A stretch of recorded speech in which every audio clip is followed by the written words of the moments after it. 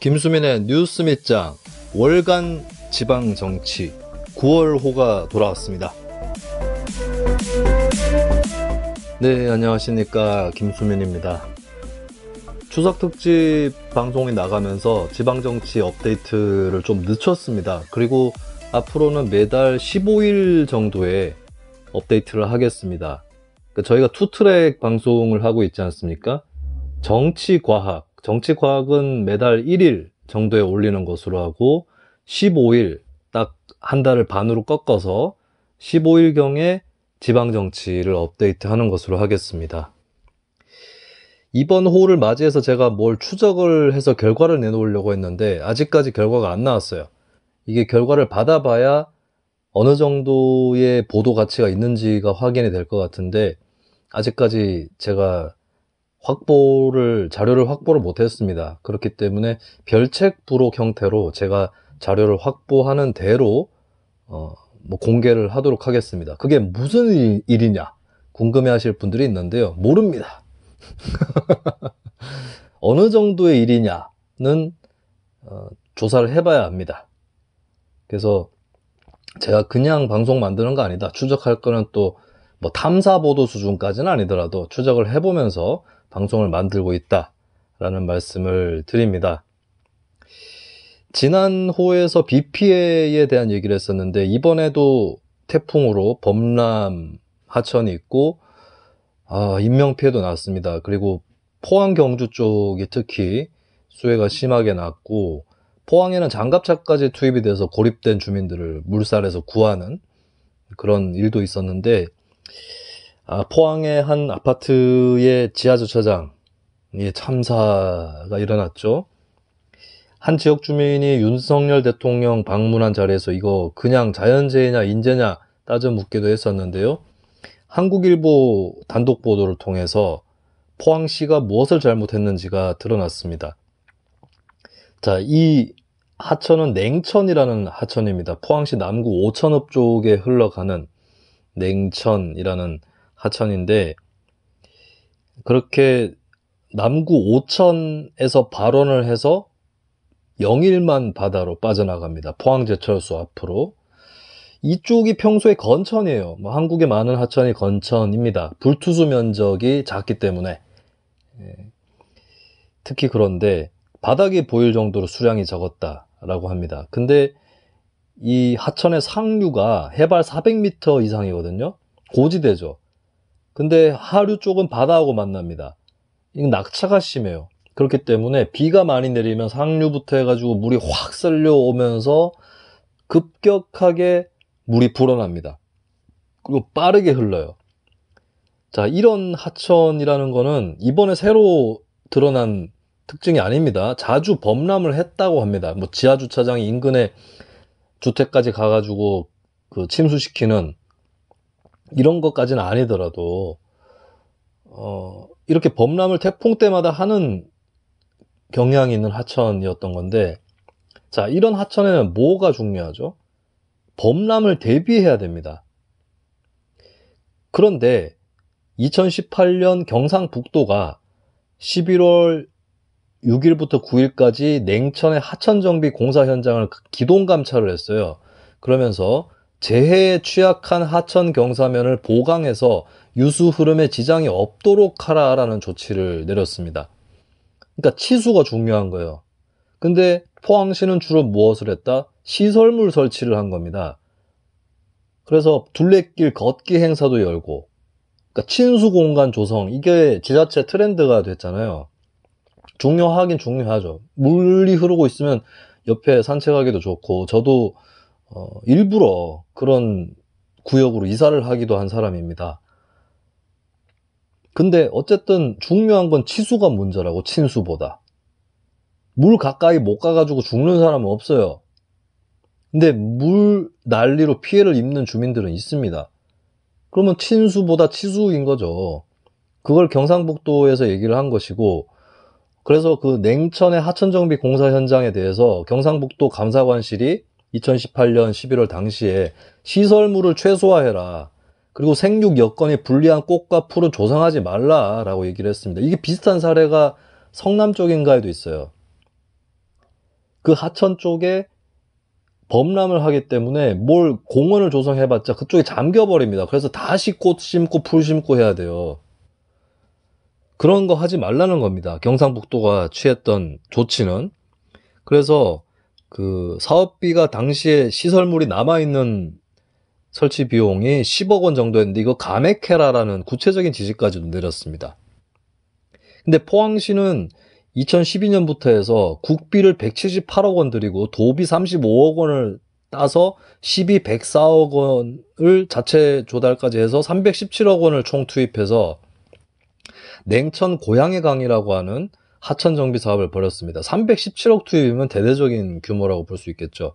근데 이것도 원래 준공 목표는 2019년 6월 말인데 공사 진행 중인데도 범람이 일어나고 시설물들이 뭐 쓸려간다든지 이렇게 해서 2021년 10월에 비로소 사업을 마무리를 했어요. 이미 2016년에 그리고 2018년에 태풍 각각 이름이 차바, 콩레이죠. 집중호우 때 범람을 했습니다. 근데 산책로 구간 14.3km 조성 이런 거를 더 열심히 했다. 결국에는 경관 조성에만 사업을 신경을 쓰고 안전과 치수에는 신경을 쓰지 않았다라고 하는 것이 밝혀진 겁니다. 전국의 여러 하천들에 대해서 좀 모니터링이나 시뮬레이션이 필요해요. 뭐 이번에 비 피해는 사실 예전엔 자주 발생했던 규모의 비 피해는 아닙니다만 앞으로는 또 기후의 변화라든지 이런 것들 때문에 또 일어날 수 있는, 더 크게 일어날 수 있는 그런 잠재력이 있단 말이죠. 전국적으로 하천 주변에 대한 조사가 필요합니다. 사후 약방문이라도 소 잃고 외양간 고치는 거라도 똑바로 했으면 좋겠습니다. 네, 저희 월간 지방 정치에서는 몇몇 지역을 선정을 해서 고정적으로 다루고 있습니다. 그 지역은 어떻게 선정되느냐? 뉴스민의 기존 후원 회원이시거나 아니면 후원 회원으로 가입하시는 분들, 그래서 일시불로 10만원 이상을 내셨거나 아니면 앞으로 월 1만원 이상씩 내시게 되는 분들의 신청을 받습니다. 이 지역은 고정적으로 다뤄달라라고 신청을 하시면 되겠고요. 회원이거나 회비를 내신 분, 후원금을 내신 분입니다. 월 1만원 이상 혹은 일시불로 10만원 이상 내신 분 혹은 예전에 후원 회원으로 이미 가입이 되신 분, 이 지역은 다뤄달라 그러면 고정적으로 다루겠습니다. 신청을 해주셔야 돼요. newsmin@newsmin.co.kr 뉴스민 철자는 아시죠? NEWSMIN 이 메일로 보내주시면 되겠고 SNS로 뭐 제 페북이라든지 이쪽에 댓글을 달아주시거나 아니면 뭐 쪽지를 보내주시거나 이렇게 하셔도 될 것 같습니다. 현재로서는 세 지역이 선정이 되어 있습니다. 오늘 그 시간을 좀 가져볼까 하는데요. 첫 번째는 경기도 지역입니다.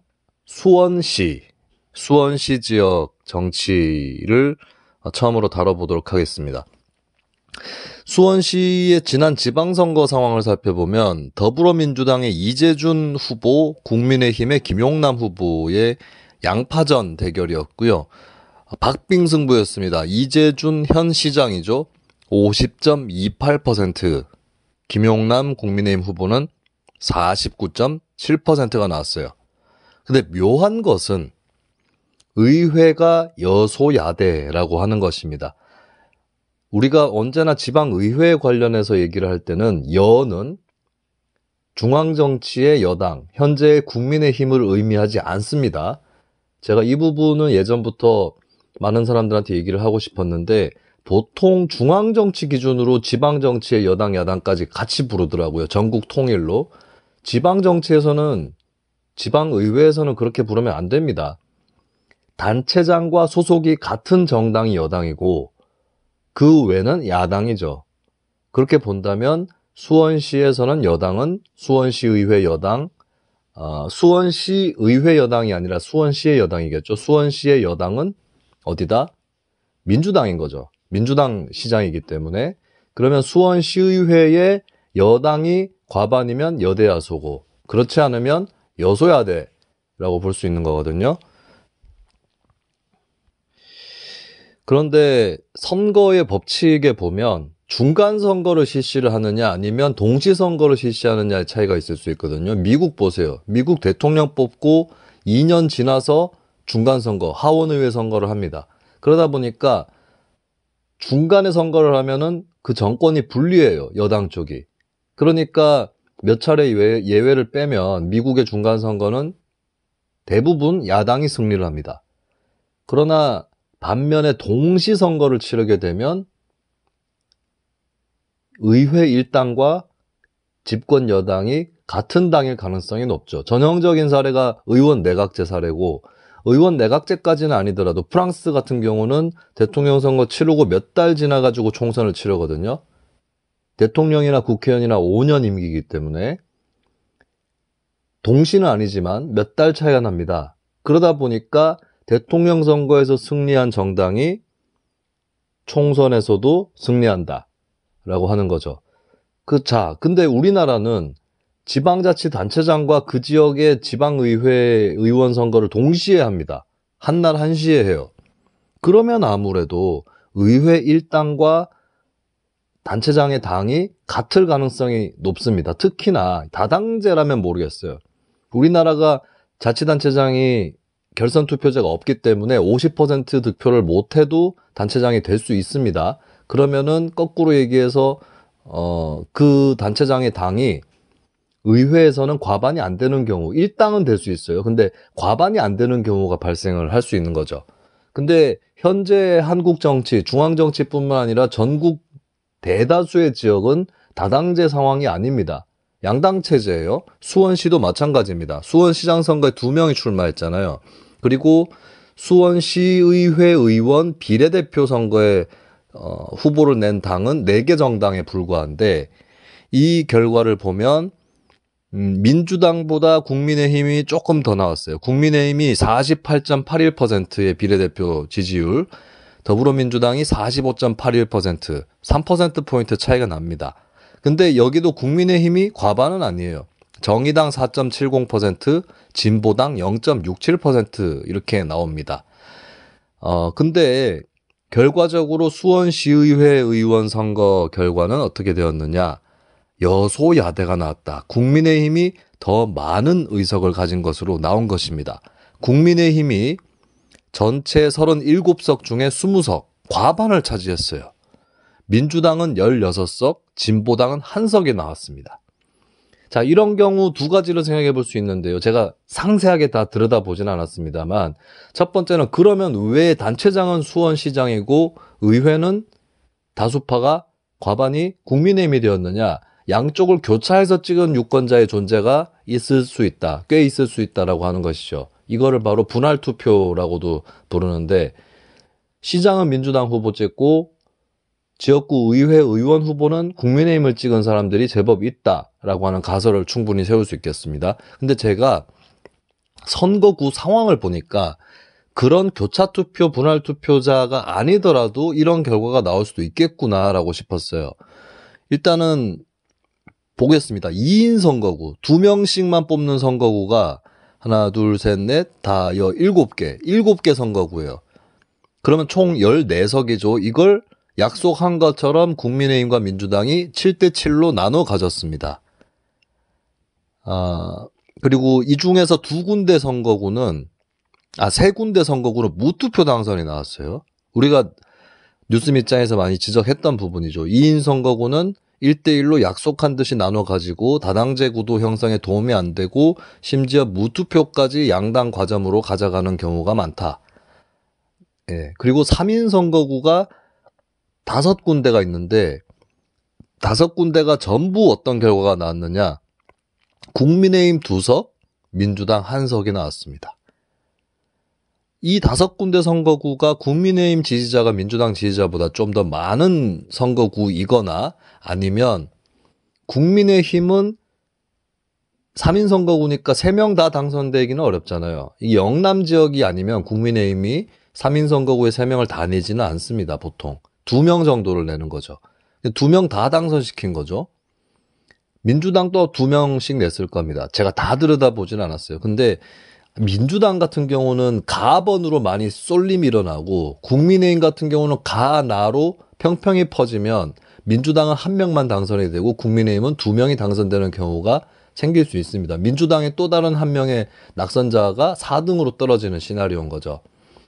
이런 그 양당 간의 지지율이 비슷해도 발생할 수 있다. 의석수 3개를 나눠 가지는데 2대1이 될 수 있다. 왜냐? 조직력 문제예요. 조직력이 더 뛰어난 쪽이 유리합니다. 왜냐하면 조직력이 낮은데 지지율은 어느 정도 돼요. 그러면 가번으로 쏠림 현상이 일어나요. 그래서 나번 후보가 피해를 볼 수 있습니다. 근데 조직력이 뛰어나면 나번에 강력한 후보를 배치한다거나 아니면 조직적으로 짜고 어느 구역까지는 가번이 하고 어느 구역은 나번이 선거운동을 한다거나 이런 식으로 짤 수도 있는 거고요. 그런 거기 때문에 표를 적절하게 분산시키기가 조직력 있는 쪽이 유리해요. 그게 국민의힘 쪽이 좀 더 유리하지 않았느냐. 그래서 3인 선거구 15석짜리, 그러니까 5개 지역구죠. 여기는 모두 2대1이라는 국민의힘 2, 민주당 1. 그래서 합쳐서 국민의힘 10석, 민주당 5석. 이게 3인 선거구 수원시의 15석을 그렇게 나눠 가진 거예요. 여기서 승부가 엇갈렸다고 볼 수 있겠습니다. 4인 선거구는 한 군데 있습니다. 여기는 국민의힘 1석, 민주당 2석, 진보당 1석 이렇게 나왔어요. 이 지역은 국민의힘 2석, 민주당 1석, 진보당 1석도 아니고 국민의힘 1석, 민주당 2석, 진보당 1석인 걸로 봐서 국민의힘이 굉장히 열세인 지역구다. 이렇게 볼 수 있겠습니다. 그리고 비례대표는 국민의힘 2, 민주당 2이 나왔어요. 근데 어쨌든 이 선거 제도의 문제는 자, 비례대표 4명 보세요. 국민의힘, 민주당이 반반씩 가져가야 되잖아요.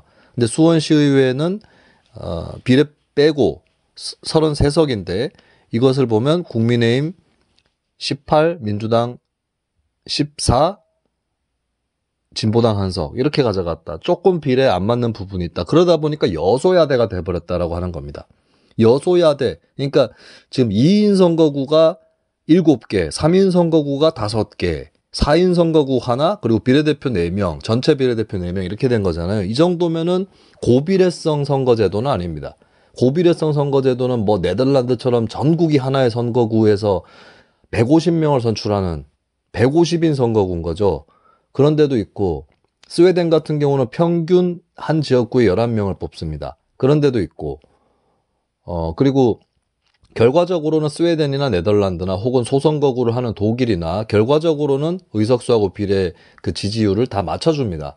100% 가깝게. 근데 한국은 그런 선거제도는 아닌 거잖아요. 그러다 보니까 저비례성 선거제도로 꼽힐 수 있는데 소선거구제는 기초의회는 아니지만 근데 그런 선거는 동시선거라도 여소야대가 될 수 있는 개연성을 크게 만든다라고 하는 것이 수원시 정치에서 드러난 그런 부분입니다. 자, 그러다 보니까 무슨 일이 벌어졌느냐. 지금 수원시 시정에서 중요한 것이 인사청문회예요. 자, 인사청문회인데 수원시의회 산하기관장 누가 임명합니까? 수원시가 임명하죠. 시장입니다. 그럼 당으로 어디죠? 더불어민주당 아니에요. 근데 의회는 국민의힘이 다수파입니다. 인사청문회 의회에서 하는 거거든요. 이러다 보니까 무슨 일이 벌어졌냐면 일단은 이제 인사청문회를 하려면 인사청문위원회라든지 뭐 이런 것들을 진행을 하는 거 아니겠습니까? 근데 여기 일단 보면 그 이필근 수원 컨벤션 센터 이사장 내정자 인사청문회가 9월 7일에 진행이 됐는데 컨벤션 센터다 보니까 이게 문화체육교육위라고 하는 상임위에서 그 위원장을 맡고 있는 조문경 의원이 위원장으로 됐고 국민의힘 의원 5명, 민주당 의원 3명 이렇게 정책검증 청문회 TF가 구성이 됩니다. 근데 민주당에서 이게 당내 교섭단체, 그러니까 의회에도 교섭단체가 있는 데가 있죠. 저는 구미시의회 할 때 교섭단체는 없었어요. 근데 어쨌든 교섭단체 간에 그 협상을 하기도 하고 또 의회 운영위원회에서 조율을 하는데 그 논의 없이 TF를 구성을 했다. 국민의힘이 이거 일방적으로 추진한 청문회 방식이다. 이렇게 되면서 보이콧 것을 하고 있는 그런 분위기입니다. 수원문화재단 대표이사 청문회 때도 민주당과의 협의가 미비했다. 국민의힘이 민주당과 협의를 잘 하지 않았다라고 하는 것들을 이유로 보이콧을 단행을 했습니다. 근데 이제 김기정 의장은 청문회들이 다 집행부와 의장단 논의를 충분히 거쳐서 추진됐다, 문제없다라고 하는 것인데, 그러니까 이게 보면은 집행부라고 했을 땐 수원시고 민주당 소속 시장의 집행부잖아요. 그쪽하고 우리는 다 얘기가 됐어요. 의회를 대표하는 의장단하고 다 얘기가 됐어요. 이 논리인데, 그 정도 얘기가 되면은 또 나름대로 협상이 됐다고 볼 수도 있습니다. 근데 민주당 의원들이 반발을 하고 있어요. 이거는 제가 봤을 때는 수원시 집행부와 그 시장 쪽하고 같은 당 소속인 수원시의회 민주당 의원들 간에 대화가 잘 이루어지지 않은 게 아닌가. 당정 협의가 안 된 거 아니냐. 집행부와 의회의 대표자들 간의 얘기는 됐더라도 정작 같은 당 소속인 쪽에 당정 협의가 잘 안 된 거 아니냐. 이렇게 좀 볼 수 있을 것 같습니다. 그래서 이런 부분부터 잘 풀어야 돼요. 이게 여대 야소라도 틀어지는 경우들이 있습니다. 시장하고 의회 다수파가 같은 당 소속인데도 틀어지는 경우가 있어요. 당정 협의가 잘 안 되면 이렇게 됩니다. 그래서 1차적인 책임은 시장입니다. 시장의 권한이 더 큽니다. 한국의 지방자치 구조에서는. 기관 분리평, 기관 대리평이라고도 합니다. 시장하고 의회가 기본적으로 견제 감시하고 서로 노려보고 있는 구조예요. 의원 내각제 같은 구조가 아닌 거죠. 반대 구조인 거죠. 그런 동시에 한국은 강시장형입니다. 일설에는 80대 20이다. 단체장 대 의회는 80대 20이다. 힘의 크기가, 우열이. 이런 말까지 있을 정도예요. 그러면 그리고 의회 쪽보다 그 집행부 쪽이 더 원활하게 움직입니다. 직원 수도 많고 공무원들이 많지 않습니까? 의회에 있는 사람들보다는. 의원들이야 요즘에 막 보좌관 제도 도입이 돼서 보좌 인력이 조금 생겼다고는 하지만, 그리고 또 한국의 정당 정치가 지역적으로 이렇게 무르익지 않았어요. 그러면 공직자 위주로 돌아가거든요. 특히나. 근데 공직이 의원도 있고 시장도 있는데 시장 쪽의 힘이 훨씬 강하다라고 하는 거를 좀 참고를 하셔야 됩니다. 오늘 제가 좀 일부러 길게 얘기를 좀 앞서서 하고 있습니다. 왜냐하면 수원시를 처음 다루는 거기 때문에. 자, 그러면 몇 가지 좀 제가 눈여겨본 사안들 얘기를 좀 하겠습니다. 자, 수원시의회 홈페이지에 갔더니 좋은 점이 있어요. 회의록이 빨리 나옵니다. 회의록은 보통 검토도 많이 하고 해야 되기 때문에 시간이 좀 걸려요, 올라오기가. 근데 수원시의회는 임시회의록을 제공하고 있습니다. 급한 대로 어차피 현장에 속기사들이 있으니까요. 여담이지만 이제 속기사분들은 아마 무기계약직일 것이고, 이렇게 손으로 이렇게 필기하듯이 적는 분이 계시고 타자를 치는 분이 계세요. 제가 경험한 바로 구미시의회에서 타자 치는 분이 2분, 손으로 적으시는 분이 1분 이렇게 있었습니다. 그래서 기록 자체는 빨리 됩니다. 현장에서 다 되는 거죠. 그래서 다음 날이라도 그때 어제 회의한 거 기록 좀 내보세요 하면 줍니다. 근데 이게 정식 회의록은 아닌 거죠. 마찬가지로 수원시의회가 빨리 올리고 있는 임시회의록도 법적인 효력은 없다라고 뜹니다. 팝업창이 떠요. 그렇지만 어쨌든 회의 내용을 이게 뭐 특별히 크게 내용이 크게 다른 건 없을 거거든요. 시간을 좀 끄는 이유는 회의록에서 혹시나 삭제해야 될 것이 있느냐라고 하는 부분이 있고, 부정확하게 표기가 돼서 뭐 정정을 해줘야 되거나 이런 것들이 있을 수 있기 때문에 아직까지는 임시회의록이라고 볼 수가 있겠습니다. 제가 찾아보니까 이제 좀 눈여겨볼 만한 것이 그 문화체육교육위원회 상임인데요. 8월 31일에 회의를 한 것이 있습니다. 수원시 미술관 관리 및 운영 조례 일부 개정 조례안입니다. 이게 무슨 내용이냐? 이 조례 제목만 봐서는 딱 알기가 어렵거든요. 그렇기 때문에 보통 이제 국회에서도 뭐 무슨 법 할 때 사람 이름 붙이는 법이 있잖아요. 그리고 그 법의 내용이나 이런 것들을 알 만한 걸로 딱 붙이는 경우들이 있죠. 근데 그게 법의 정식 명칭은 아닙니다. 꼭 일치한다는 보장은 없어요. 조례도 마찬가지인데 이 조례, 미술관 관리 및 운영 조례 일부 개정 조례안 같은 경우는 이 내용을 보면 결국에 수원 시립 아이파크 미술관 명칭 변경 조례다. 이렇게 표현을 할 수 있을 것 같습니다. 자, 수원의 시립 미술관 중에서 시립 아이파크 미술관이라고 있거든요. 여기서 좀 감이 오십니까? 뭐가 쟁점이 될지? 자, 아이파크, 이 특정 브랜드명이 공공시설 명칭에 들어가 있는 부분입니다. 이거 쫙 뭔가 느낌이 옵니다. 일단은 이제 이 미술관을 기부 체납을 한 것이에요. 그 수원시와 HDC 현대산업개발 이쪽에서 수원시하고 2012년에 미술관 기부 체납 협약을 체결을 합니다. 그리고 나서 그때 한 것이 아니라 나서 2013년 5월에 HDC 현대산업개발이 명칭에 관련된 요구를 하는 거예요. 그러면서 뭐 여러 차례 변경을 하다가 최종 결정이 된 것이 수원시립 아이파크 미술관이었다라고 하는 것인데, 당시에도 미술계 지역 주민 시의회 쪽에서 반발과 논란이 있었다라고 하는 것인데, 이거를 이름을 바꾸는 내용입니다. 수원 시립미술관으로 개정을 하는 그런 내용이 될 것 같고요. 그러면 이제 이게 관건이 되는 것이, 아니 그 아이파크란 명칭이 기부 체납까지 그 기업이 했는데 해주면 안 되느냐, 또 그런 것들이 어떤 그 조건으로 걸려 있는데 그걸 바꿀 수 있느냐, 이런 것들이 쟁점이 되는 것 같습니다. 그래서 조금 이제 의원들의 그 질의응답이 오고 가는데, 이거 이제 좀 흘러가다가 이게 이제 의원이 발의를 한 내용일 거예요. 예, 김정렬 의원을 포함해서 13명의 의원이 공동 발의를 했습니다. 13명이면 아까 전에 제가 그 수원시 의회의 의석수 말씀을 드렸었죠.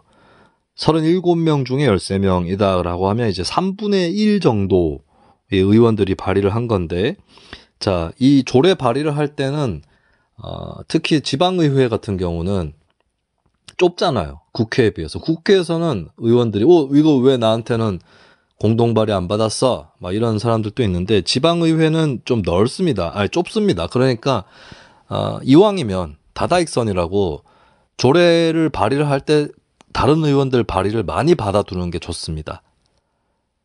그러면은 어떻게 정하느냐? 받는 것도 어떤 기준이 있을 거 아니에요? 일단은 그 전체 의원들한테 메일이라든지 이런 것들 보낼 수 있으면 동의하시는 분들은 다 참여해 주십시오라고 하면 되겠죠. 근데 조금 더 뾰족한 기준을 세우자면 같은 상임위원회가 우선입니다. 예, 같은 상임위원회면 어지간하면 찬성하시는 분들 다 끌어모아서 설득도 해가면서 해서 발의를 다 두는 게 좋습니다. 그리고 일부 조례 조항에 좀 수정이 필요하다고 생각하시는 의원들 좀 꼬셔야 돼요. 이거는 그 회의 때는 수정하실 수 있다. 그리고 정 안 되면 나중에 반대하셔도 된다. 그러니까 발의할 때 같이 했다고 해서 끝까지 찬성해야 된다는 법은 없어요. 그 점에 대해서는 동료 의원의 부담을 덜어줄 필요가 있습니다. 그렇게 해서라도 발의 의원을 늘리는 방법이 있는 거고요. 물론 그게 내키지 않으면 그 정도는 빼도 됩니다. 근데 어쨌든 같은 상임위원 같은 경우는 좀 빨리 받아두는 게 좋습니다. 우선적으로. 그 다음에 생각해 볼 수 있는 게 같은 당 의원이겠죠.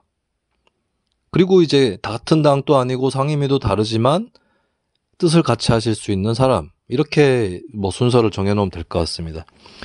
어쨌든 13명이 공동 발의를 한 것은 작은 편은 아니고요. 그리고 참고로 지방의회에서 조례 발의 선은 전체 의원의 5분의 1 이상입니다. 그럼 수원시 의회는 37명이니까 5, 7에 35인가요? 그러면은 8명? 예, 8명을 받는 게 관건이겠네요. 그리고 그 의회에 따라서 굉장히 큰 의회가 있습니다. 의원 수가 50명 넘어가는 그런 경우는 5분의 1이 안 되더라도 10명만 받아도 발의를 할 수 있다라고 하는 거죠. 근데 의원들이 조금 이 조례 올라오고 나서 이제 전문위원이 검토 보고를 합니다. 그 다음에 이제 조금 질의를 하고 나서 이찬용 위원이라는 사람이 아이파크 시티가 자기 지역구에 있다. 그래서 주민들 의견을 말씀드리겠다고 하는데, 김정렬 의원이 발의한 이 안이 심사숙고하셔서 발의를 하셨다는 생각이 됩니다라고 하면서도 주민들과 대화에서 반대 의견도 좀 나왔다. 주민들 의견을 다 들어본 건 아니지 않느냐, 이런 반대 취지의 토론을 합니다. 그리고 양해해 주시면 고맙겠습니다 하고 김정렬 의원이 네 알겠습니다 하고 여기서 정회를 합니다. 의견 조정을 위해서 정회를 합니다. 조문경 상임위원장이. 이거 근데 좀 더 그 공개적으로 토론을 하는 것이 더 낫죠. 네, 의견 조율을 공개적으로 토론을 해서 해야 될 거 아니겠어요?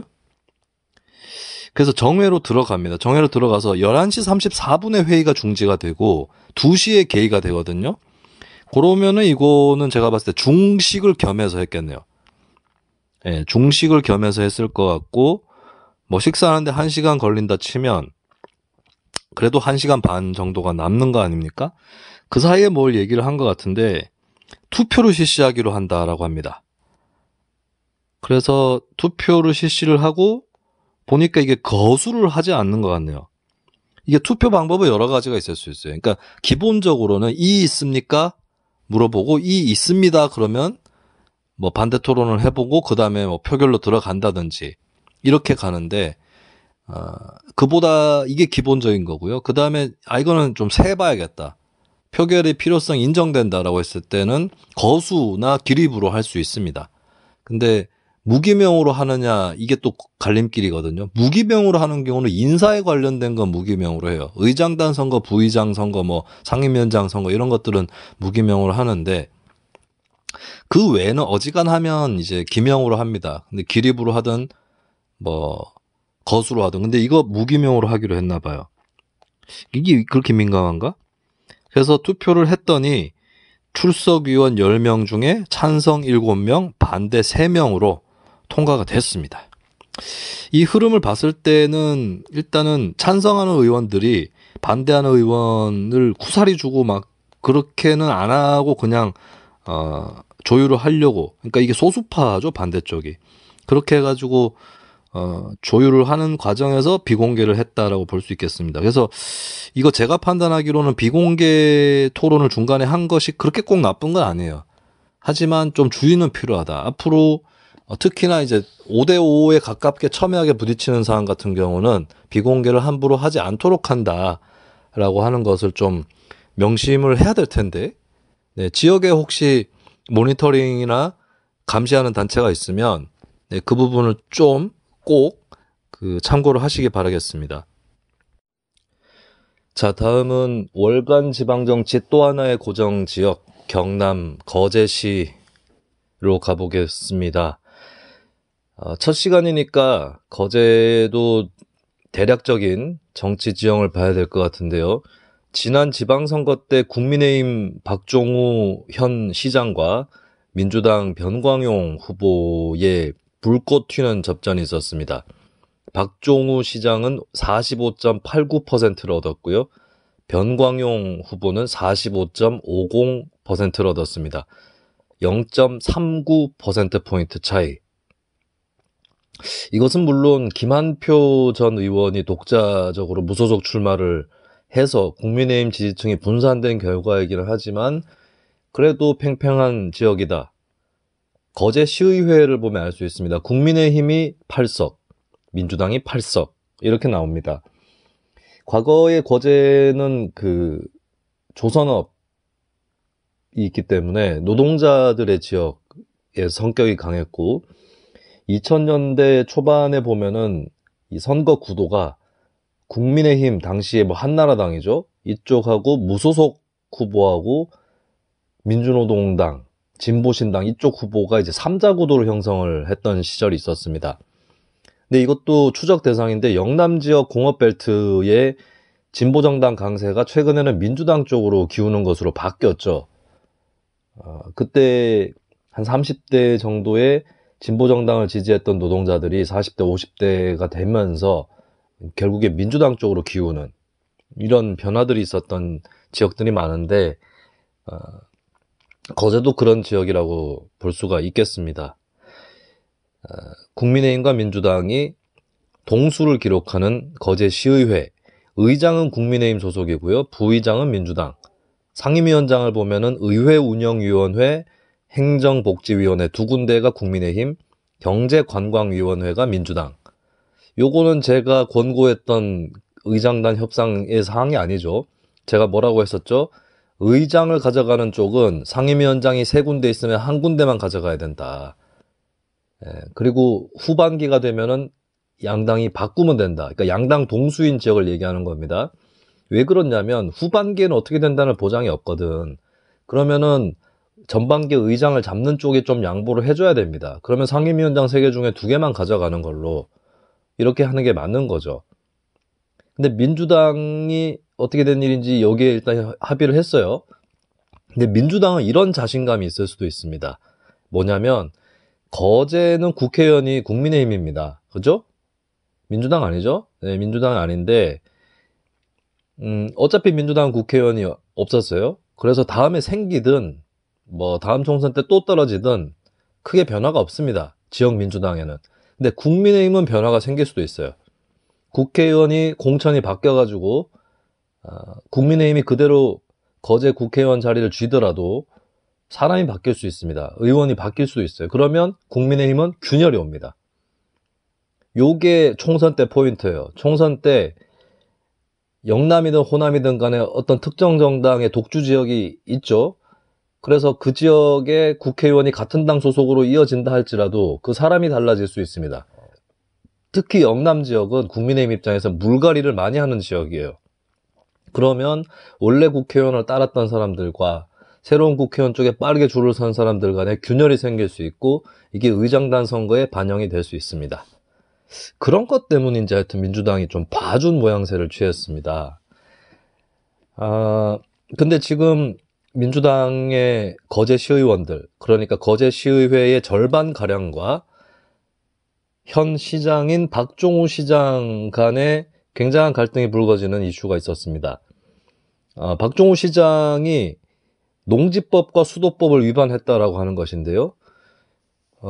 가족묘지를 본인 소유의 농지에 조성을 했습니다. 농지는 농사를 지어야 되는 거죠. 그러면 거제시장으로부터 허가를 받아야 됩니다. 요때는 아마 그 박종우 시장이 시장이 아니었을 그 전이었던 거겠죠. 그리고 이 지역이 상수원 보호구역이거든요. 이쪽에는 묘지를 조성을 할 수가 있는데 제한적입니다. 거주하는 사람만이 상수원 보호구역에 묘지를 설치할 수 있다 라고 하는 건데 이런 법들을 어겼다. 그래서 실제로 고발도 2021년에 당했고 강제 이행금 500만 원 처분도 받았다. 근데 이제 여기에 대해서 박종우 시장이 당연히 허가 나는 줄 알고 임시로 묘를 써놓고 다른 데 알아보고 하자 뭐 이렇게 했다는 거예요. 뭐 이것이 또 거짓으로 밝혀졌다. 인근 주민들이 말렸는데도 가족묘지를 조성했다. 이게 불법인 줄 알고 진행을 했는데도 그렇게 했다라고 하는 것이죠. 그리고 이제 뭐 박종우 시장이 운영을 했던 시설이 있나 봐요. 통영 쪽에 리조트 인근 농지. 이것도 이제 주차장과 쓰레기 처리 시설로 사용하고 있어서 농지법을 위반했다. 그리고 박종우 시장이 지방선거 과정에서 공직선거법 위반 혐의로 또 고발이 돼서 수사가 진행이 되고 있습니다. 입당원서, SNS 홍보 제공 등을 대가로 3차례 1,300만 원을 서일준 국회의원실 직원인가요? 이쪽에 제공한 혐의로 고발당했다라고 하는 부분들 뭐 이런 것들이 있는데 이게 좀 애매하네요. 그러니까 저는 이런 정도의 법을 위반한 것은 시장으로서의 자질이 없다라고 봅니다. 그런데 당선이 돼버렸어요. 이거는 뭐 지역의 비국민의힘 진영, 특히 민주당 쪽 입장에서는 그냥 꽃놀이패가 아닌가 싶습니다. 사퇴 안 하면 사퇴 안 하는 대로 부담을 지울 수 있는 거죠. 이런 경우에 또 당선이 되어버려가지고 좀 애매해졌는데, 뭐 사퇴를 충분히 저는 요구할 수 있다고 봅니다. 뭐 누구든 간에 민주당이 아니라 뭐 어느 당이든 이 정도의 위법을 저지른 사람은 사퇴를 요구할 수 있다고 보는데, 자기가 안 물러나겠다면 이게 주민 소환이 되는지 모르겠네요. 이게 시책을 추진하면서 있었던 일을 가지고 주민 소환을 한 것은 아닐 테고, 이 과거의 일로 하는 것인데, 이거는 그겁니다. 그냥 꼼짝없이 약점 잡혀서 가는 거예요. 차기의 출마가 가능성이 있을지 모르겠습니다. 약점 잡혀서 가는 거고, 민주당이 글쎄요, 정치력이 어느 정도 되는지 모르겠는데 따낼 것은 따내는 이런 플레이를 또 투트랙으로 가야 되지 않을까, 이렇게 봅니다. 거제는 제가 좀 회의록을 살펴봤는데 일단 지금 의회 초기니까요. 한 가지 눈에 띄는 게 있습니다. 이거는 7월에 이미 했던 일이긴 한데 이런 사례가 있다라는 걸 좀 소개를 해드리고 싶어요. 대우조선해양 하청 노동자 파업 사태 원만한 해결을 위한 촉구 결의안이 거제시의회에 발의가 돼서 7월 22일에 본회의에서 통과가 됩니다. 대표 발의를 한 사람은 노재하 의원이고요. 민주당 소속이고, 이 세 보니까 16명의 의원이 전원 참여를 했어요. 모두가 발의했습니다. 결의안이라는 것에 대해서 좀 말씀을 드려야 될 것 같은데, 시의회 차원에서 할 수 없는 일이지만 시민들을 대표해서 요구하는 것입니다. 그리고 이렇게 할 거다라고 선언하는 것이에요. 건의안이라는 형태도 있을 수 있는데 건의안은 조금 약합니다. 이런 것 좀 해주십시오 라고 하는 것이 건의안이라면, 결의안은 하라, 그리고 우리는 이런 길로 갈 거다, 이렇게 얘기를 하는 겁니다. 예를 들면 한일 수출 규제 갈등 때도 전국 지방의회 곳곳에서 일본의 수출 규제를 규탄하는 결의안을 통과시켰거든요. 외교적인 사안에 대해서 외국과의 관계에 관해서도 할 수 있다 라고 하는 겁니다. 이걸 의회에서 수출 규제 문제를 어떻게 할 수는 없잖아요. 기껏해야 할 수 있는 게 지역에 소부장 업체가 있다면 지원하는 거? 이 정도 할 수 있는 거지, 일본에 대해서 뭘 어떻게 할 수가 없지 않습니까? 그리고 한국 정부를 직접적으로 움직일 수도 없잖아요. 그렇다면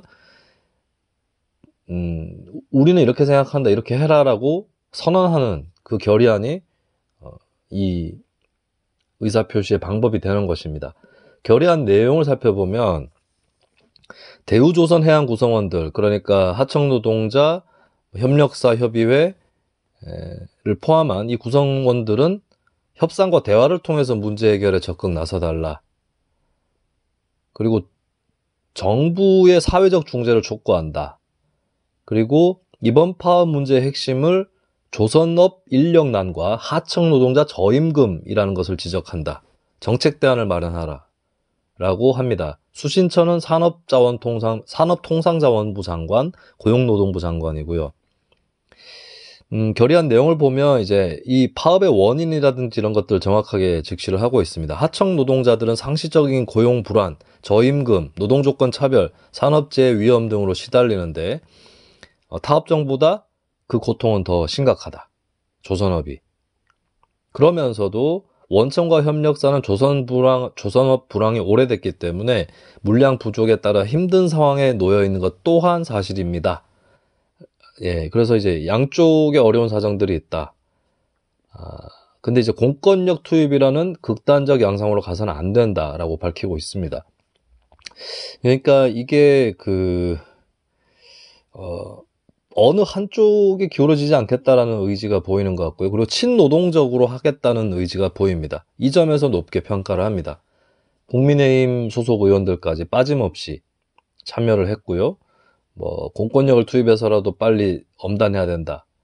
노동자들이 안 된 건 사실이지만 공권력은 투입하자. 아니면 노동자 빨리 파업부터 풀어라. 이런 쪽이 아니라 양측이 다 고통을 겪고 있기 때문에 정부가 중재를 해야 될 것이고, 궁극적인 해법, 노동자 저임금에 대한 해법도 내놔야 되고, 조선산업은 사양산업이 아닙니다라는 표현도 있습니다. 육성지원책을 마련해 줄 것을 촉구합니다 라고 되어 있습니다. 이것은 이들의 말이 빨리 지켜진 건 아닐지라도 좋은 형식의, 좋은 내용의 결의안이었다, 평가를 해보고 싶습니다. 공단 지역이라면 좀 당을 넘어서서 이런 의식은 가지고 있어야 돼요. 최소한. 네, 노동자들이 어려운 부분에 대해서는 어렵다라고 직시하고 그것을 정치권에서 자기 직권으로 어떻게 바로 바꿔놓을 수 없는 부분도 시민들, 노동자들을 대변해서 얘기를 할 수 있어야 되겠습니다. 여기까지 하겠습니다. 이 수원하고 거제하고 분량이 너무 차이가 나는 것 같은데 제가 사실 이제 그 최근에 이거 일단은 앞으로 제가 약속드릴 것은 고정으로 한 지역들은 제가 일상적으로 모니터링을 하겠습니다. 근데 최근에 제가 그렇게 못했는데 일상적으로 모니터링을 해서 마치 그 지역 모니터링 요원처럼 일단 제가 보겠습니다. 근데 여러분들도 이 지역 신청해 주신 분들도 평소에 좀 봐두실 필요가 있고요. 그리고 또 이렇게 구체적으로 질문이라든지 이 현안은 어떻게 봐야 됩니까? 이런 것들을 남겨주시면 방송하는데 큰 도움이 될 것 같습니다. 자, 다음은 고정 세 지역 중에 마지막으로 이번에 다룰 은평구의회 은평구입니다. 은평구는 은평시민신문과 제휴합니다. 그래서 은평시민신문의 덕을 좀 많이 볼 것 같고요. 근데 은평구의회 제가 홈페이지에 들어가 보니까 아까 전에 제가 살펴봤던 거제라든지 그 앞에 살펴봤던 수원은 임시회의록에 올라오는데 은평구의회도 임시회의록에 올라옵니다. 근데 이게 클릭을 해도 안 떠요. About blank 이렇게 떠요. 그냥. 왜 이러지 이거? 제가 이거 그 태블릿 PC로 하고 있는데 딴 데는 다 뜹니다. 이 전자회의록이 안 떠요. 그래서 이번 호는 일단 안 그래도 제휴를 하고 있지만 은평시민신문에게 의지해가지고 방송을 좀 하겠습니다. 마침 기사로 잘 정리가 된 부분들이 있는데요. 첫 5분 자유 발언에 어떤 내용이 담겼느냐라고 하는 박은미 기자의 기사입니다. 9월 12일자 기사인데 8월 30일에 은평구의회 임시회에서 5분 자유 발언이 열렸습니다. 5분 자유 발언에 대해서 설명을 해드리자면 5분 자유 발언은 회의에 규칙이 있어요. 회의에 어떤 규칙이 있냐면 의제 관련된 발언을 해야 됩니다. 그걸 2번 정도 할 수 있어요. 보통 그렇습니다. 그 외에 뭐 신상 발언이나 의사진행 발언, 이 중 회의가 어떻게 저떻게 되고 있는데 이렇게 하면 안 되고 이렇게 해야 되고 뭐 이렇게 얘기하는 거 있죠. 이렇게 굉장히 많이 하죠. 그거는 가능합니다. 그리고 신상 발언은 지금 누가 지금 나한테 뭘 받았다고 얘기를 하는데 나는 그거 받은 적이 없습니다. 뭐 이런 식으로 자기의 해명을 빨리 신속하게 해줘야 될 때 하는 신상 발언이 있죠. 그 외에는 준비되지 않은 안건으로 상정되지 않은 것에 대해서는 발언을 원래는 할 수가 없게 되어 있습니다. 하지만 본회의에서 상임위가 아니라 본회의에서는 그냥 본인이 하고 싶은 걸 준비해 가지고 발언을 할 수 있게 해줍니다. 이게 회의 규칙이 뭐 지역마다 다를 수는 있겠는데 대체적으로는 본회의가 딱 시작을 하고 30분의 시간 시작하고 30분의 시간 안에 5분 자유 발언을 할 수 있습니다. 그러면 한 사람이 5분을 꽉 채운다고 치면은 6명이 할 수는 없을 거예요. 왜냐하면 회의 시작하면서 개회사도 하고 뭐 국민의례도 하고 뭐 이러면서 시간이 좀 어느 정도 가는 게 있기 때문에 그러면은 이제 6명, 5분을 꽉 채운다고 치면은 6명이 아니라 한 5명 정도까지는 할 수 있겠죠. 이게 지방의회마다 좀 차이가 있어서 어떤 데는 4분 자유 발언인데도 있고 어떤 데는 3분 자유 발언인데도 있었는데 이게 의회 규칙을 개정하는 가운데 5분으로 아마 통일이 다들 되고 있을 겁니다. 국회에서도 5분 자유 발언이죠. 그럼 이 자유 발언은 어떻게 하느냐? 오늘 회의에 딱 나와가지고 의장님 이제 할 말 있는데요. 이렇게 할 수 있느냐? 없습니다. 이 몇 명이 발언을 할지 이런 것들 알 수 없는 상황이 될 거잖아요. 그리고 뭘로 발언할지에 대해서 의장만큼은 대비가 돼 있어야 됩니다. 그래서 5분 자유 발언을 하기 전에 24시간 전에 뭐 하루 전이에요. 하루 전에 의장에게 발언 요지서를 제출합니다. 내가 이런 주제로 대충 이런 요지로 얘기하겠다. 요지서를 제출하는데 이거 어지간하면 의장이 승인해 줘야 돼요. 어지간하면. 이게 제가 또 한번 해프닝이 있었는데 시의원 할 때 제가 출산 축하금 문제로 의회 어떤 의원하고 분쟁이 있었어요. 그러니까 그 의원이 출산 축하금을 인상하고 뭐 확대하고 이런 조례안을 추진을 했는데 저도 일단은 발의 서명을 해줬습니다. 근데 이게 이제 재원 문제가 많은 의원들에게 관건이었거든요. 이게 재원이 안 되는데 돈이 나간다 그러면 부담이 되니까. 그래서 그 의원한테 집행부하고 협의가 됐냐고 물었어요.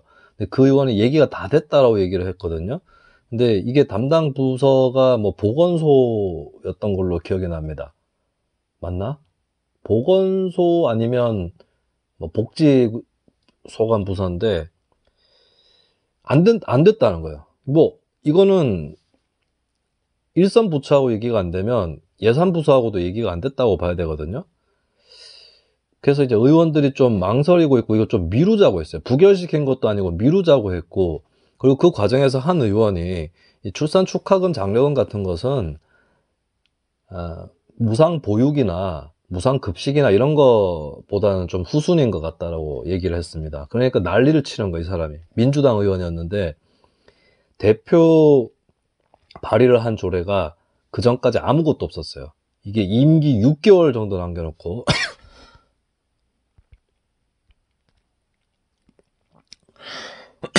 죄송합니다. 급하게 마련을 한 건데 난리를 치는 거예요. 아니 통과가 안 되면 설득을 하고 이렇게 할 생각을 해야지 뭐 난리를 치고 인신공격을 하는 거예요, 다른 의원들을. 그래서 제가 이걸 비판을 했었습니다. 5분 자유 발언으로도 비판을 했었는데 이거 선심성으로 간다, 이렇게 되면. 우리나라의 아동수당이나 이런 거 도입하는 게 더 급하지 출산 축하금 장려금 급한 게 아니다. 그리고 이 의원이 민주당 소속이었는데 하다 안 되니까 민주연구원 쪽을 불러가지고 토론회를 가졌어요. 근데 이 연구원이 반전발제를 합니다. 뭐냐면 구미지역, 경북 구미지역이 경북에서 출산 축하금이 낮다고 하는데 보통 시골이 높아요. 도시지역은 그렇게 원래 다 낮습니다, 시골보다는. 예, 그래서 오히려 이 의원의 취지하고 반대되는, 상반되는 그런 발제를 하는 진풍경도 있었는데 제가 이거를 의장한테 유지서를 내고 그 다음에 5분 자유 발언 원고를 그 전날에 언론에 뿌려버려요. 제가 이거 실수한 것 같아요. 언론 기자 한 명이 쪼르르 가가지고 민주당 그 의원한테 얘기를 해버린 거예요. 그러니까 그 의원이 난리를 치는 겁니다. 나도 5분 자유 발언 할 수 있게 해달라고. 이게 뭐예요? 그러니까 내가 얘기하면 이거 마지막 리플 달기 같은 거잖아요. 근데 의장이 불어했어요. 그렇게 흘러가면 안 된다, 자유 발언이. 그리고 그 의원이 이제 요지서 낸 것도 뭐 밤 정도였을 텐데, 예, 뭐, 그래가지고 이제, 근데 얘기를 했어요, 그 의원한테. 다음에 하시면 된다고, 다음 본회의 때. 예, 근데 막상 또 안 하더라고요. 제가 그 의원한테, 집행부한테 예산 없다고 승질 내지 말고, 그 의원이 막 행정사무감사에도 막 불러내려고 하더라고요. 근데 상임위가 달라요. 보건소하고 상임위가 다릅니다. 그러면 이제 본인을, 제가 중재안을 내놨어요. 제가 왜 화를 냈냐면 내가 중재까지 했는데도 난리를 치니까 화를 낸 겁니다. 그래서 제가 그 의원한테 그러면 다른 해당 위원회 위원들한테 가서 나를 참고인이나 증인으로 출석시켜달라. 그러면 거기서 이제 보건소하고 직접적으로 말이 오가면서 싸우진 못합니다. 자기도 답변자로 나가는 거기 때문에. 근데 그것도 힘들 거다, 사실. 왜냐하면 발의를 한 의원이 문제 제기를 했는데 문제 제기한 사람이 감사의 주체가 아니라 참고인이나 증인으로 나가는 거는 힘드니까 이 좀 이상하잖아요, 모양이. 그러면 제가 시정 질문을 해라 라고 했어요. 시정 질문으로 보건소 관계자나 이쪽을 불러서 해라 라고 했는데 그것도 안 하더라고요. 끝끝내 5분 자유 발언 또 했나? 하여튼 간에 하여튼 그런 걸로 싸움이 일기도 했었습니다. 자, 얘기가 샜는데 은평구의회 첫 번째 9대 의회의 5분 자유 발언 내용을 한번 살펴보겠습니다. 국민의힘 소속의 응암 2동 3동 김승엽 의원. 은평시민신문은 당적이랑 지역구를 다 표기를 하시는군요. 좋습니다. 이 언론이 문제가 의원 당적을 표기 안 하는 언론이 많아요. 중앙 언론이든 지역 언론이든 간에 지방의원은 당적이 다 있고 공천받아서 출마하는데 왜 표기를 안 합니까? 그러니까 댓글에다가 지들 마음대로 쓰는 거예요. 누가 사고 쳤다, 의원이. 그러면 민주당 지지자는 또 국짐, 국민의힘 지지자는 아유 저 이런 것들은 꼭 더불이라니까 하면서 서로 하는 말이 왜 당적 안 쓰냐고. 니네가 지지하는 정당 의원이 사고 쳤을 때도 당적 안 썼어. 근데 은평시민신문은 당적 쓰고 있고 지역구도 쓰고 있습니다. 좋습니다. 인사혁신을 강조하는 내용의 발언을 했다. 이게 제가 이제 전문을 보진 않았는데 뭐 구체적인 내용이 얼마나 들어갈 수 있을까 싶긴 합니다만, 근데 회의 처음 시작하면서 해볼 수 있는 얘기이긴 해요. 그리고 은평구의회는 참고로 구청장은 민주당 소속입니다. 김미경 구청장이 또 됐죠. 그러니까 이 은평구가 민주당 우세 지역이에요. 근데 그 민주당이 압도적인 다수였던 것이 2018년 이후에 8대 의회였다면 이번에는 팽팽합니다. 민주당이 1당은 맞는데 민주당 10석, 국민의힘 9석이거든요. 한 석 차이죠. 이 구청장 입장에서는 더 긴장해야 되는 그런 상황이 되겠습니다. 그리고 국민의힘의 황재원 의원 부의장입니다. 역촌동 신사 1동, 우리 동네는 아니나 제가 사는 데는 신사 2동인 것 같은데, 고소고발 무분별하게 당해서 4년 내내 압박을 받을 수밖에 없었다라는 얘기를 합니다. 이거는 뭐 신상 발언이에요? 요거는 이런 발언은 안 하는 게 좋을 것 같은데, 이건 따로 인터뷰를 하거나 보도자료를 배포를 하면 되지. 5분 자유 발언으로 굳이 은평구의 부의장으로서 외부 압박으로부터 자유로운 의정 활동을 수행하도록 지원할 것. 이거 은평구청한테 고소고발을 당했다라고 하는 거군요. 그렇다면 이거는 은평구청의 지난 그 고소고발 행태를 질타하는 거, 이거는 가능할 것 같습니다. 그리고 나 말고도 다른 사람들한테도 이따위로 하지 마라. 그리고 사안 하나에 대해서 분석을 하면서 이게 지금 고소고발할 사안이냐, 기분이 나쁜 건 알겠는데 이따위로 구정하지 마라, 뭐 이런 식으로는 충분히 5분 발언을 해볼 수는 있겠습니다. 참고로 이제 황재원 의원은 2019년 9월에 5분 자유 발언을 통해서 은평구청장을 비판을 했다가 은평구청 비서실장에게 명예훼손, 허위사실 유포로 고발이 됐는데 혐의 없음으로 불기소 처리됐다고 합니다.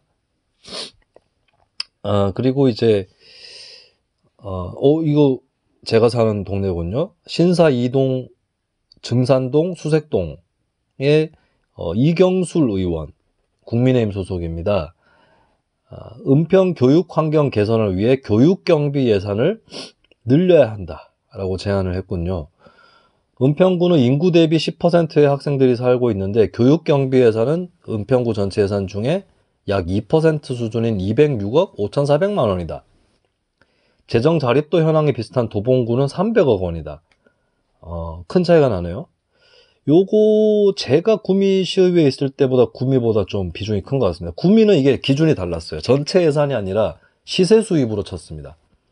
조례 교육경비 보조라는 것을 먼저 설명을 드리면, 교육은 1차적으로 교육감, 교육청 소관의 업무예요. 그런데 이거를 좀 보태서 쓰라고 지자체에서 지원을 할 수가 있습니다. 기초지자체에서. 뭐 광역에서도 할 수 있는 거겠죠. 기초에서 이걸 지원을 하는데 그걸 교육경비 보조금이라고 하거든요. 참고로 학교 무상급식 이런 데 들어가는 예산은 여기로 치지 않습니다. 근데 이건 분류하기에 따라 달려있는데, 구미 같은 경우는 무상급식은 유통축산과 소관이었어요. 근데 교육경비 보조금은 총무과 소관이었기 때문에 이게 좀 다르게 되어 있습니다.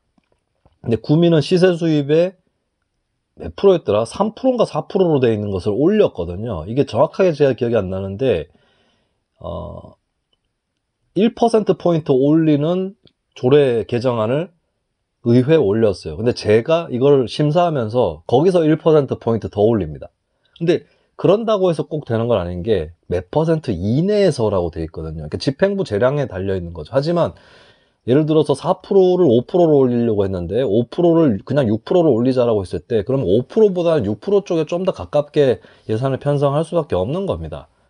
그런 게 있고, 이제 그런 걸 통해서 제가 공약했었던 학습 준비물비 지원 이런 공약들을 또 관철시키는 뭐 그런 조례 심사를 하기도 했었습니다. 근데 구미 같은 경우는 시세 수입이 제가 있을 때 한 2,500억 정도였거든요. 그럼 거기서 4%면은 2,500의 1%가 25억이죠. 4%면은 100억이거든요. 그러면 전체 예산이 구미는 1조 원 정도 됐으니까 1%예요. 여기서 뭐 5%, 6%로 올린다고 해도 2%는 안 되는 거죠. 은평구는 제가 있을 때 구미에보다 많은 편이네요. 근데 도봉구보다는 적은 편이다. 네.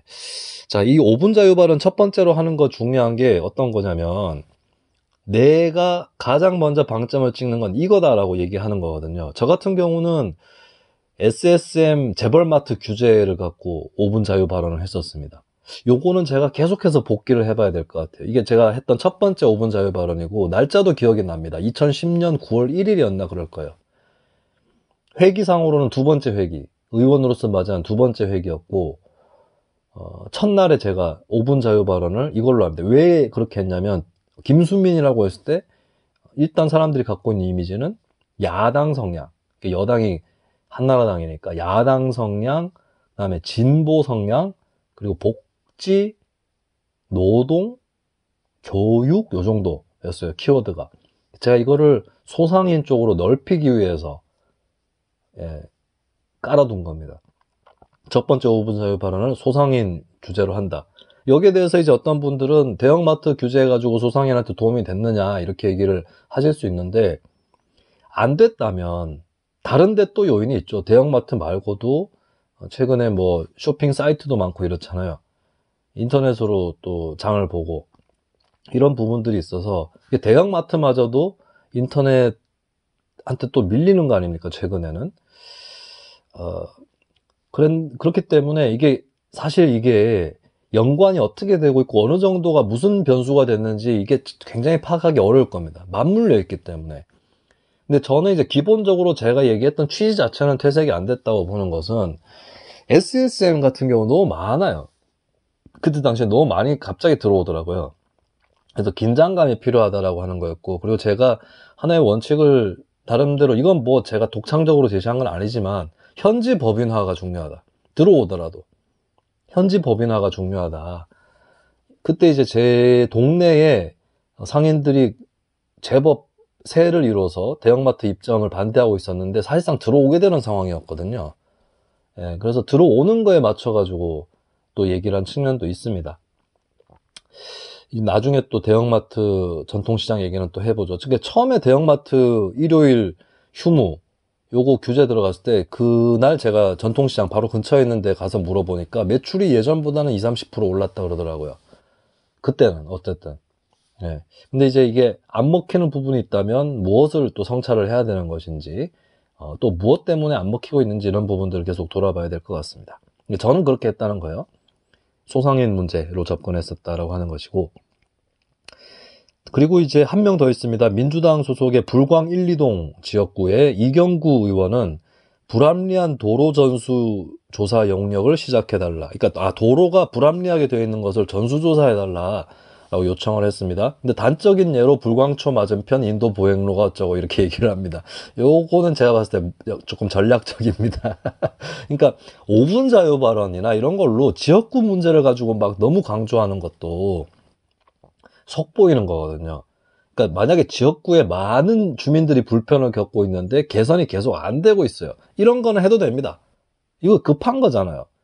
근데 뭘 해달라라고 하는 것, 그리고 이제 좀 작은 단위에 있는 것을, 뭐 이게 새로 신설은 아니더라도 불편 개선이라 치더라도 작은 단위에 있는 것까지 얘기하기는 좀 그 기회가 있다면 다른 얘기를 또 해야 될 수도 있기 때문에 무리라고 보여지는 게 있는 거죠. 근데 이제 이경구 의원은 일단 그 테마를 불합리한 도로를 전수조사 용역 해달라는 거였어요.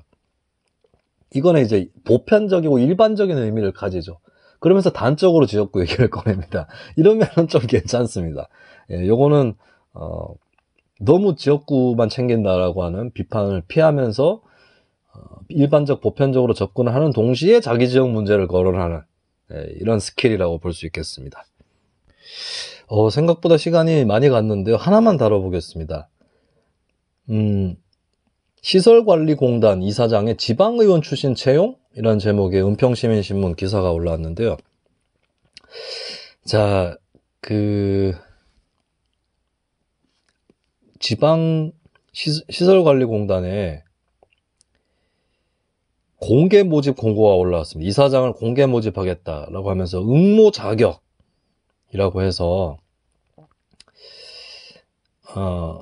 원래 있었던 거는 공공기관 운영에 관한 법률에 의한 공기업 등의 정부 투자 출연기관의 임원으로 2년 이상 근무한 경력이 있는 자, 혹은 지방공기업법에 의한 공사 또는 공단, 이거는 뭐 지방공기업이라고 표현해도 되겠죠. 상임 임원으로 3년 이상 근무한 경력이 있는 자, 국가 또는 지방공무원법 4급 이상으로 근무한 경력이 있는 자, 상장법인 또는 100인 이상 기업에서 상임 임원으로 2년 이상 근무한 경력이 있는 자, 변호사, 공인회계사, 민간단체 추천자 등 관련 분야 전문가, 그리고 기타 위와 동등한 자격이 있다고 임원추천위원회에서 인정하는 자라고 되어 있거든요.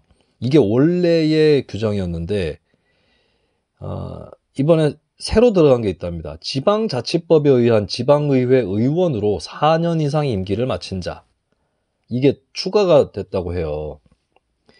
근데 이제 은평시민신문에서 반응한 한 지역 주민은 경영 능력을 보고 이사장을 뽑아야 되는데 대놓고 지방의원 출신을 뽑겠다고 하는 건 지방자치를 혼탁하게 하는 것이다 라고 질타를 했습니다. 그리고 낙하산 채용이라고 평가하면서 공단의 경영 능력은 떨어질 수밖에 없다라고 꼬집은 지역 주민 또 있었습니다.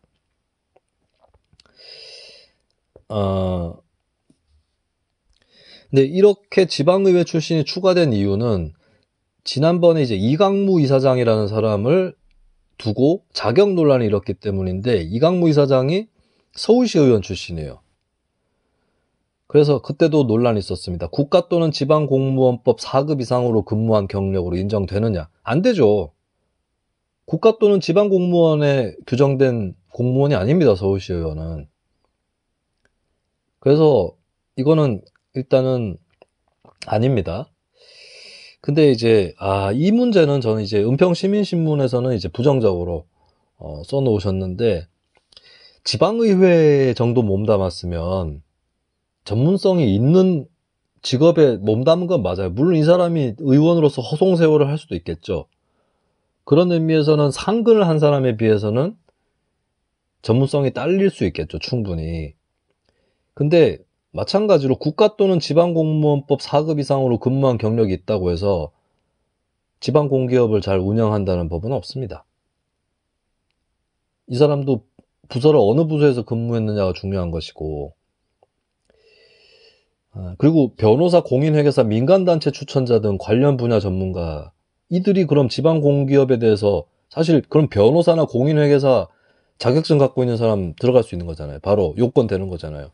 근데 이 사람이 지방공기업에 필요한 자질을 갖췄다라고 단정 지을 수 있나요? 공인회계사는 뭐 회사 재무구조를 보고 딱 파악을 할 수 있겠다고 생각이 들 수 있지만, 회사가 재무구조가 전부입니까? 그건 아니거든요. 근데 좀 속보이긴 하죠. 지방의원을 이렇게 끼워 넣은 거는. 지방의원 출신은 그러면 들어가면 안 되느냐? 저는 그렇다고 보지는 않습니다. 이거는 공공기관장이잖아요. 공공기관장이 뭐 정치로부터 독립된, 분리된 그런 인사가 할 수 있는 겁니까? 그런 게 있나요, 세상에? 더구나 지방공기업인데, 사기업도 아니고. 근데 그 조건에다가 지방의원을 이렇게 명시를 해두는 것. 자, 그러면 이게 보면 국가공무원 출신도 들어갈 수 있어요, 요건에. 지방공기업인데. 그럼 국회의원도 넣어야 돼, 이렇게 치면. 그렇지 않아요? 국회의원도 넣어야 됩니다. 지방의회 의원만 넣으면 되는 게 아니야. 국회의원도 넣어야 돼요. 그러니까 이거를 지방의원을 넣을 거면 요건을 더 벌리던가. 예, 요건을 더 벌리던가, 아니면은 원래 있던 요건을 지워버리던가요. 그러니까 예를 들어서 뭐 공무원 경력이다, 또 뭐 국가의 공기업 출신, 정부 공기업 쪽이다, 이걸 지운다고 해서 그쪽 출신들을 못 들어온다는 게 아니라 아예 그런 요건을 지워버리던가, 뭐 그렇게 하면 되지 않겠어요? 그리고 그 이강무 이사장 같은 경우 원래 있었던 요건에도 해당이 될 수 있다고 보는 것은, 마지막에 원래 요건에도 기타 위와 동등한 자격이 있다고 임원추천위원회에서 인정하는 자. 예. 그러면 지방의원 4년 이상 했으면 대충 뭐 요런 데하고 비슷한 거다. 네. 사실 변호사, 공인회계사, 민간단체 추천자 등 관련 분야 전문가 했을 때 민간단체 추천자면 시민단체에서 추천하는 사람, 별다른 직접적인 경력 없는 사람 또 추천하면 되는 거 아니에요? 그러면 요 정도에도 해당하는 거죠. 지방의원 정도면. 요 정도보단 더 낫지, 어떻게 보면. 지방의원도 전문가라고 얘기를 할 수 있는 거거든요. 그렇기 때문에 원래, 제가 봤을 때는 원래 응모자격, 그러니까 기존의 응모자격으로도 가능하다, 지방의원 출신이. 그렇습니다. 이게 채점표라든지, 내정과 임명 과정을 좀 더 살펴볼 필요는 있을 것 같은데, 자, 일단 지방의원이라고 안 된다는, 그리고 나쁘다는 그런 거는 저는 없다고 보고요. 근데 이걸 또 지방의원이라고 이렇게 콕 찍어서 명시하는 건 맞는지도 잘 모르겠어요. 예. 여러분들 또 의견 남겨주시기 바라겠습니다. 이런 문제는 특히나, 뭐 제가 사실 어떤 주장을 얘기를 하더라도 여러분들이 다른 의견이 있으시면 남겨주시면 되고요. 그리고 특히나 내가 생각해도 좀 애매하다, 이런 얘기를 한 것은 더더욱이나 이거는, 논쟁이 필요하다, 이렇게 제가 한번 지목을 해본 그런 거기 때문에 여러분들의 의견 개진을 부탁드리겠습니다.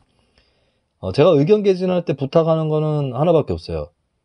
내가 안 한 얘기를 했다는 식으로 얘기하거나 했다는 얘기를 안 했다는 식으로 얘기하지는 마세요. 제가 지난 호에 서울에 이런 뭐였죠? 비 많이 왔을 때 물 이렇게 지나가는 길 있잖아요. 그 이름이 생각나냐? 그게 원래 계획에 있었던, 한때 거론됐던 것을 만들었더라도 역부족이었을 수 있다라고 얘기를 했어요. 제가 그게 역부족이었을 수 있기 때문에 만들면 안 된다고 얘기했나요? 만들었어도 역부족이었을 수 있는데 안 만들었으니까 오죽하겠어요. 근데 제가 마치 그거를 필요 없다는 식으로 얘기했다는 댓글이 달렸습니다. 잘 들어보세요. 그걸 해도 역부족이었거나 안 통했을 수 있다는 거지, 그걸 해봤자 소용이 없다, 그런 얘기는 한 적이 없습니다. 그러니까 사람들이 어떤 분들 보면 뭐 얘기를 듣다가 주객이 전도가 돼요. 본말이 전도가 돼요. 그래서 요거 지적해야지 하는데 아무 문제하고 본질하고 상관이 없는, 조금도 상관이 없는 이런 지적을 할 필요가 없습니다. 그런 거에 함몰되시는 분의 특징이 뭐냐면, 중요한 건 뭡니까? 뭐 문제가 있으면 고치는 거 아니에요? 이게 안 됩니다.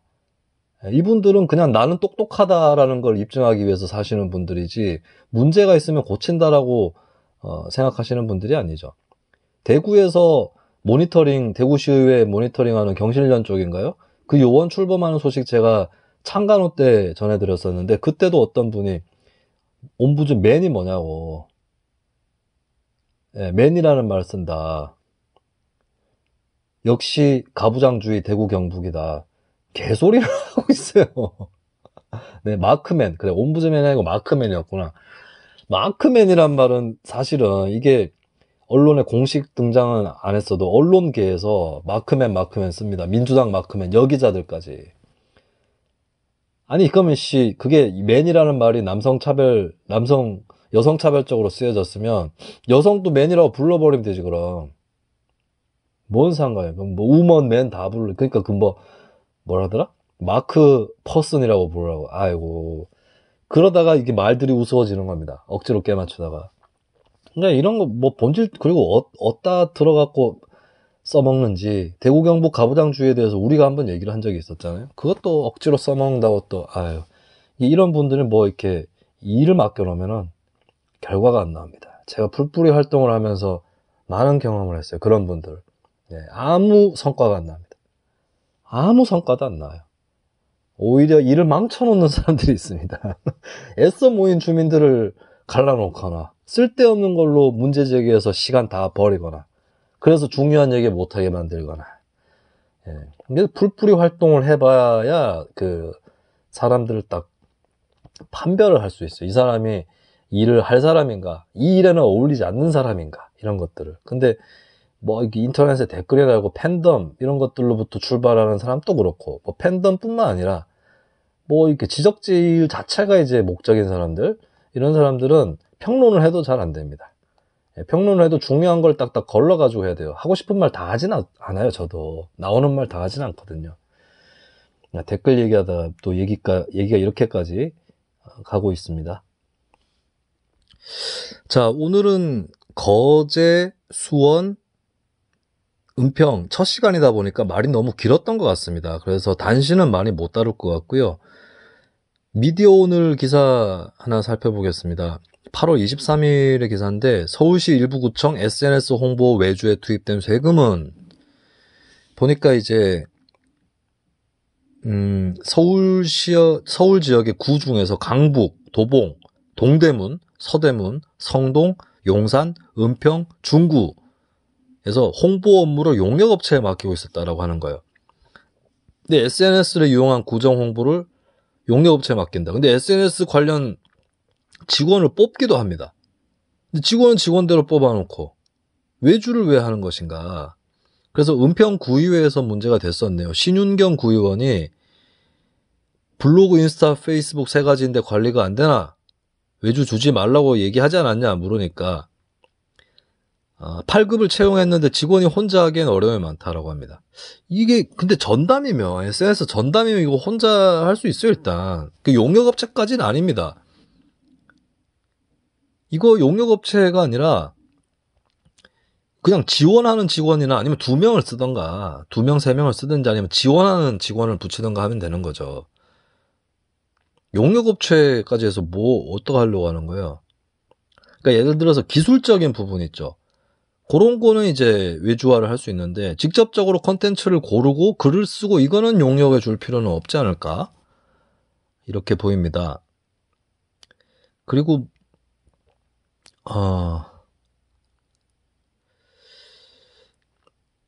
네네. 이거 좀 더 자세히 살펴봐야 될 것 같습니다. 요번에 새로 의원 되신 분들, 지자체 홍보, 이거 지방의회도 마찬가지입니다. 홍보 어떻게 하고 있느냐. 이거 홍보 부서가 있어요, 사실. 근데, 그리고 SNS 전담 직원도 될 수도 있고, 용역업체까지 가져가야 되느냐? 일회성이 아니라, 계속해서 가져가야 되느냐? 뭐 1년 단위로 계약을 하더라도 마찬가지죠. 왜냐하면 그 일이 계속되는 한 그 다음에 해도 계약을 할 것이기 때문에 이런 것들을 한번 살펴봐야 될 것 같습니다. 자, 그리고 뉴스미장이 주목했었던 지역정당 관련한 소식인데요. 진주시의 사례가 경향신문을 통해서 보도가 됐는데, 근데 이게 정당 이전에 운동을 소개를 할 수 있겠네요. 진주시 시내버스 준공영제 운영조례 발안 운동본부가 설립을 해서 지난해 11월부터 올해 2월까지 3개월 동안 시민 7천여 명 서명을 받았다고 합니다. 진주는 저도 몇 번 가봤는데 진주에 버스 회사가 2군데인가 이 노동자 자주관리 기업이 있어요. 아마 곡절이 많았을 겁니다. 그리고 저는 버스는 노동자 자주관리 충분히 할 만한 직종에 들어간다. 뭐 대구에도 달구벌 버스라든지 이런 기업들이 있죠. 근데 이제 이거를 결국에 책임지고 공영적으로 운영하기 위해서는 준공영제, 그러니까 사기업이 운영을 하더라도 사기업은 사기업대로 공영의 책임을 다하고 그 다음에 지자체에서 이 비용들을 대는 이 방식으로 가야 되는데, 근데 이걸 비용을 대려면 표준운송 원가라고 하는 요걸 마련을 해가지고 투명하게 보조금을 지급을 해야 됩니다. 기준이 딱 정해져 있어야 되는 거죠. 그래서 이런 식으로 해서 준공영제가 필요하다라는 시민들의 움직임이 있었는데, 여기에 이제 진주가치, 이게 발음하다 보면 진주의 가치 할 때 가치, 진주가치처럼 발음이 되는데, 철자는 진주갓이, 위드, 진주가치도 여기에 참여를 했던 조직입니다.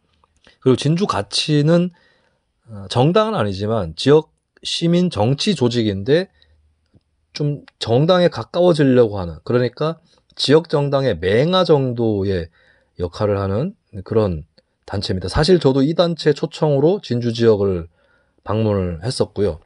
진주 가치가 독자적으로 낸 후보는 이번 지방선거에 없었던 걸로 알고 있는데, 지역의 다른, 그러니까 중앙정당 소속의 후보들을 지원하는 역할을 했던 것으로 알고 있습니다. 이 당 저 당에 걸쳐져 있는 거죠. 뭐 정의당도 있고 노동당도 있고 진보당도 있고 아마 이런 식이었던 것 같은데 그렇게 가고 있고 이제 이번 지방선거 거치면서 언론에서 지역정당 얘기를 많이 합니다. 근데 저는 우려를 일단 털어놓겠습니다. 선거제도 얘기 많이 했었죠. 근데 그게 한물 갔다 싶으니까 지역정당으로 옮겨간 거 아니냐. 그리고 뭐가 뭔지 잘 이렇게 실체를 더듬기보다는 일단 띄워놓고 보는 거 아니냐. 이런 좀 의구심은 있습니다. 그리고 이 제목들을 보면 뭐 지방 소멸을 막으려면 지역정당. 저는 그거 지역정당에 대한 환상을 부추기는 거에 불과하다.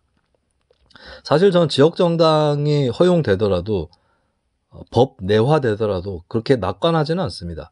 왜냐하면 지역자가 그 지역 이름이 들어갈 거 아니에요. 지역정당명에 투표용지에 오르잖아요. 선거운동할 때 들고 다니잖아요. 지역 주민들한테 특별히 더 신뢰받는다는 보장이 없고 오히려 밀려날 가능성이 더 높습니다. 메이커, 프랜차이즈가 더 주민들한테 와닿는 거죠. 국민의힘, 더불어민주당. 근데 이렇게 옆에서 예를 들어서 은평지역이다. 은평당. 과연 나는 은평지역 주민이니까 이 당이 더 반가워할 주민이 많을까요? 저는 아닐 거라고 봅니다. 그렇게 반가워할 주민은 풀뿌리 운동을 하고 있는 주민이면 몰라도 대다수는 아닐 거예요. 그래서 지역정당론자 중 일부는 중앙정당 공천을 못하게 해야 된다. 지역정당들끼리만 경쟁하도록 해야 된다라고 주장하는 사례도 있습니다. 근데 저는 이게 옳고 그름을 떠나서 그렇게 해야 지역정당이 승리를 할 가능성이 높을 겁니다. 그냥 부딪히면 안 될 거다. 그리고 영남이나 호남에 그 지역의 제1당에 대항해서 싸우는 강력한 무소속 후보들이 있었죠. 그중 일부는 군수, 시장으로 당선이 됐습니다만 그 사람들은 지역정당으로 출마할까요? 그냥 무소속 타이틀을 원할 수도 있습니다. 그냥 무소속으로 나가는 게 더 플러스가 크다. 이렇게 생각할 공산이 더 커요. 그런 상황에서 지역정당이 특별히 무슨 효용성을 가질 거냐. 제가 지역정당을 얘기하는 것은 그건 허용돼야 되기 때문에 제가 얘기를 하는 겁니다. 그리고 제가 지금 지역정당 운동을 하시는 분들한테 쓴소리를 하자면 지역정당이 중요한 것은 자, 법적으로 인정받으면 정당을 꾸릴 수 있겠죠. 근데 그게 싸게 보이려면 법적으로 인정 안 되는 상태에서도 지역정치단체 차원에서 후보도 내고 해야 돼요. 지난 지방선거 때 지역정당을 준비하던 모임 중에 후보를 낸 곳이 있고 안 낸 곳이 있습니다. 못 낸 곳이 있습니다. 못 낸 곳은 지역정당이 허용돼도 앞으로도 어려울 가능성이 클 수밖에 없어요. 그 점에 대해서는 아직까지 이제 힘이 안 되는 것 자체를 뭐 잘못이라거나 이렇게 얘기할 수는 없겠고 심지어 무능이라고도 얘기할 수 없겠죠. 시간이 더 필요하겠지만 하기 때문에.